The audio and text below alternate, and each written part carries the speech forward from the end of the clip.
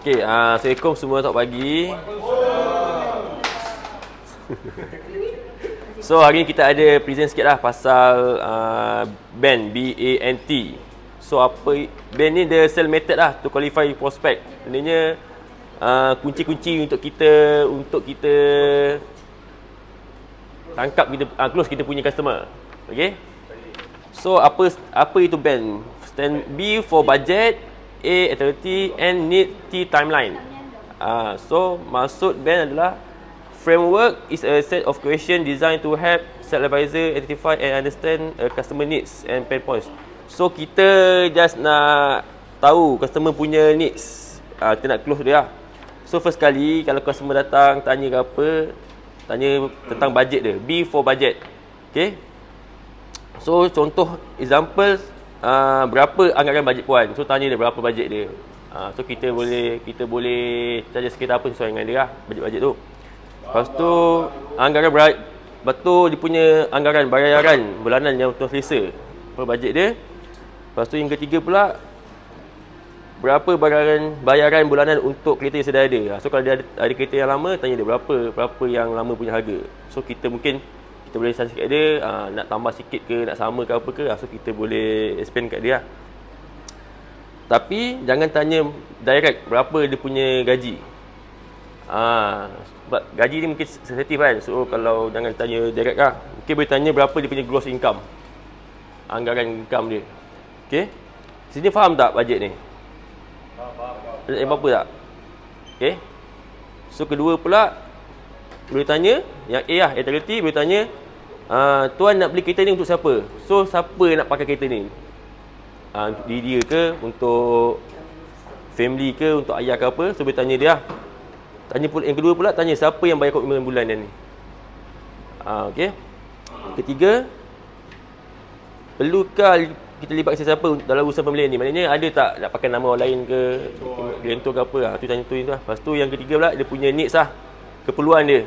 Ini penting juga sebab kalau kita dapat settlekan dia punya keperluan, kita boleh dapat close dia. Right? Lepas tu first tanya lah, dia nak kereta macam mana. Jangan tanya orang tua, kau tanya kereta sport, mungkin dia tak ni kan. So kalau orang tua mungkin kau boleh tanya dia kereta SUV. Kereta SUV kan. Kalau orangnya berumur lah. Lepas tu tanya dia, dia nak kereta yang macam mana? Nak dari segi space ke, safety ke, power ke? Dia tanya. Right, lepas tu yang ketiga, tanya dia, kalau kereta sekarang ni apa yang kurang? Apa benda yang dia nak upgrade? So biasa kalau orang nak tukar kereta mungkin dia nak upgrade kepada yang lebih baik kan, features ke apa ke, tu boleh tanya lah. Lepas tu dia punya timeline. Ini pun closing juga ni. Sebab kita nak close dia, tanya dia, encik nak pakai kereta ni bila? Nak sekarang ke, nak cepat ke, bulan depan ke? Yang kedua pula, contoh, tanya juga, nak pakai kereta dalam waktu terdekat ni ke, atau dalam masa dia survey ke apa? Tu kita boleh tahu dia nak survey ke, dia betul-betul nak beli. Lepas tu yang ketiga, dia dalam plan ke, atau dia memang nak cepat? Tu contoh soalan dia lah, dia punya soalan. So benda ni penting sebab kita nak close dia sebenarnya benda tu. So kalau awak dapat settlekan dia punya question, dia punya needs, insya-Allah kita boleh close dia. Okay, so ada tanya apa-apa tak? Setuju. Faham. Ada soalan ke dulu? Soalan B stand for apa? B stand for apa? Budget. Oh, senang A untuk apa? A untuk apa? A untuk apa? A. Authority.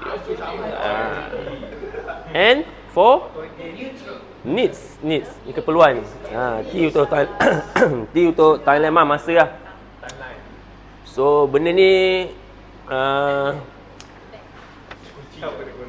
boleh ikut satu-satu, tapi kita kena pandai olah-olah kan.